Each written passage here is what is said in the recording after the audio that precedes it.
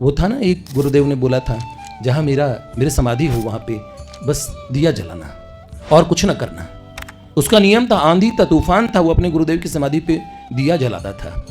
40 बरस हो गए। सांझ के समय जैसे हुआ कि मैं अपने गुरुदेव की समाधि पे दीप प्रज्वलित करके आऊंगा, अचानक जीवन में कुछ संस्कार जन्मे और किसी नृत्य करने वाली से उसे प्रेम हुआ।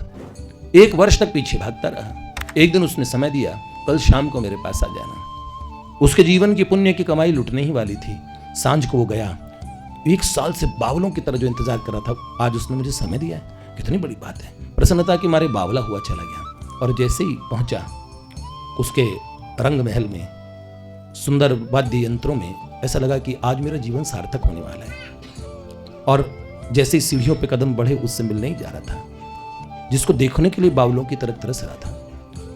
तभी अचानक अनायास इसे से आवाज सुनी कि सब दिए रोशन कर दो, सांझ को चली है। उसे याद आया, अरे 40 बरस का मैं छोटा बालक था, तब से लेकर मेरे आज तक का नियम कि 40 बरस से मैं अपने गुरुदेव की समाधि पे सांझ को दिया जला के आता हूँ। सांझ का समय हो गया, इस समय यहाँ या कि वहाँ, किधर जाऊं किधर जाऊं किधर जाऊं। तो मन ने बावला बना के कहा, रोज ही तो जलाते हो दिया, आज ऐसा क्या हो गया, चलो उधर चलता हूं।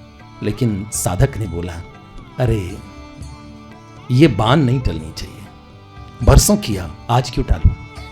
और दौड़ा, अपने मन की धारा के विपरीत बलपूर्वक दौड़ा और दौड़ के गया, समाधि पे गया। रास्ते में मौसम ने भी, उसका मन बड़ा भीग चला था, उससे जो उसका नकली और झूठा प्रेम था उससे दूरी हुई। तब भी मन की आसक्ति रो रही थी, और लेकिन इधर उसका बल, साधक का बल जोर लगा कि उसे खींच के लिए आया और हल्की बरसात होने लगी। यद्यपि उन हवाओं में, उस रिमझिम में दिए के जलने की उम्मीद नहीं थी, पर आज दिया जलाने पे निसर्ग भी आमादा था।